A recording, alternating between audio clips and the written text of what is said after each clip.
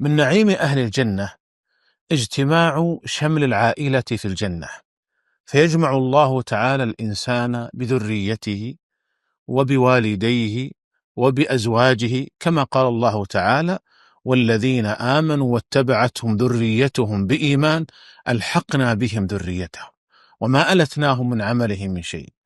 ألحقنا بهم ذريتهم يعني إذا كان هناك تفاوت في مراتب الجنة فإن الله تعالى يرفع من في المرتبة الدنيا ليكون مع من في المرتبة العليا من غير أن ينقص الأعلى شيئا. ولهذا قال: وما ألتناهم، يعني ما أنقصناهم من عملهم من شيء، لأجل أن يعظم الأنس ويكتمل السرور. ويقول الله سبحانه: جنات عدن يدخلونها ومن صلح من آبائهم وأزواجهم وذرياتهم.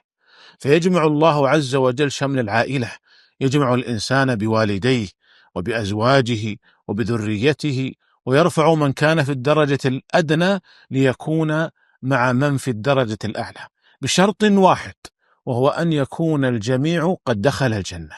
لكن مع تفاوت المراتب فإن الله عز وجل يرفع الأدنى ليكون مع الأعلى.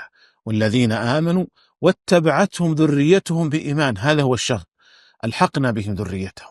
جنات عدن يدخلونها ومن صلح، هذا هو الشرط، الصلاح، ومن صلح من آبائهم وأزواجهم وذرياتهم. فيجمع الله تعالى شمل العائلة.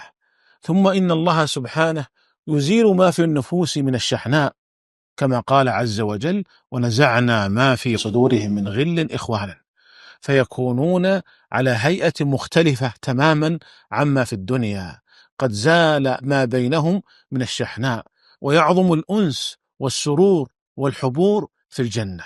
فهذا من نعيم أهل الجنة، أن الله تعالى يجمع الإنسان فيها بمن صلح من عائلته، يجمعهم سبحانه ليعظم سرورهم وأنسهم.